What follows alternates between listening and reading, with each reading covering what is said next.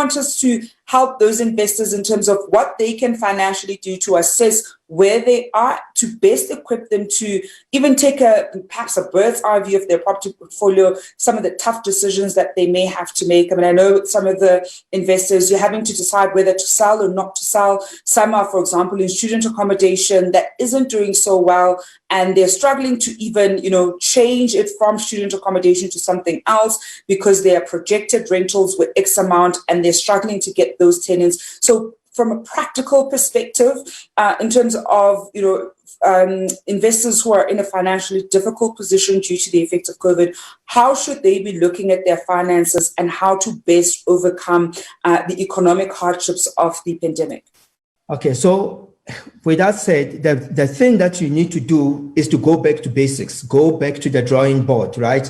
Look at the numbers. I always say property is a numbers game. And I think I always say this on this platform. It's a numbers game. So, and put emotions aside and just use the mind. That's what I always say. Think, use your mind to think rather than using your heart. So like you said, if you're going through financial difficulties, the first thing you need to understand or you need to do is ask yourself the question, who is my creditor?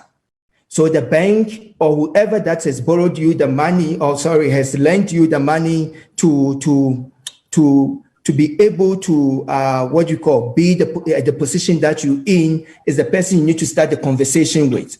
But to start the conversation with, you need to look at the numbers, draw up and say, how do I get my way? So for example, during the pandemic, I remember we got a break from the banks. The banks were giving 3-month holidays and the rest. But again, it goes back to the attitude again. So if we were not consistently servicing our bond, we were not going to have that opportunity. So some tenants were not paying for sure. But the bank comes and says, listen, Mr. X, you've been paying for so long, and because that you don't owe anything to us, and we understand where this pandemic is, we're going to give you a 3-month grace. And those are the things that you need to talk to. And if you didn't qualify, you still need to talk to your bank. You don't need to shy away from the situation that you're in. You can only go back as a prodigal son to the person that's giving you that money and says, I cannot pay. And don't just say, I cannot pay, I give up. I cannot pay. These are my numbers, and this is the proposition I put forward. This is the proposal that I propose that we can, alongside, get through. And I think one of the big things that I certainly want to get a bit of perspective from your side on, especially for struggling investors right now, is at which point do you then decide that, this isn't quite working, let me offload, whether it's one property or 2 properties from the portfolio? At which point should we be having that conversation with ourselves? At the point that you know that you're going to drown and ego doesn't play a part. That is the point that you need to, know that there's nothing. You've worked out your numbers, you've worked it out, and you can't come out. Like there's no ways for you to service this bond. And sometimes letting go of what is called a baggage is actually probably a way to propel you forward, maybe even 10 times forward.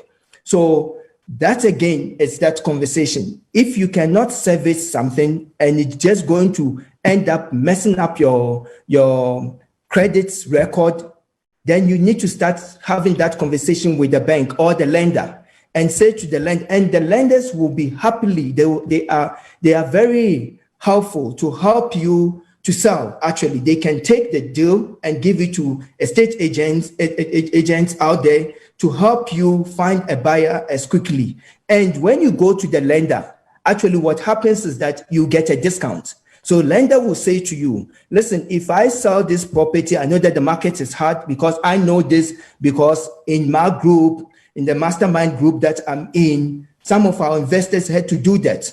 And the lender says, listen, we will sell, the property value is at 1 million, for example. We're not going to get 1 million in the market.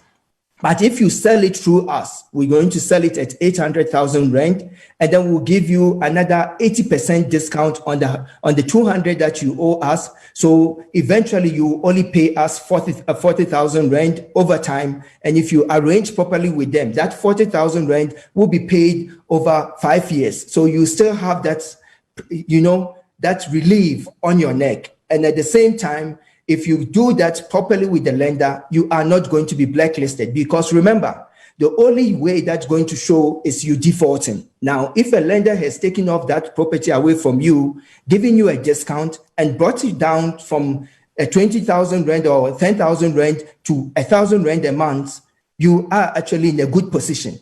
So when the market turns, or when your numbers make sense again and you can breathe properly, you can go back to the same guy and they will gladly help you. Be a legacy builder, and don't forget to subscribe. Cheers.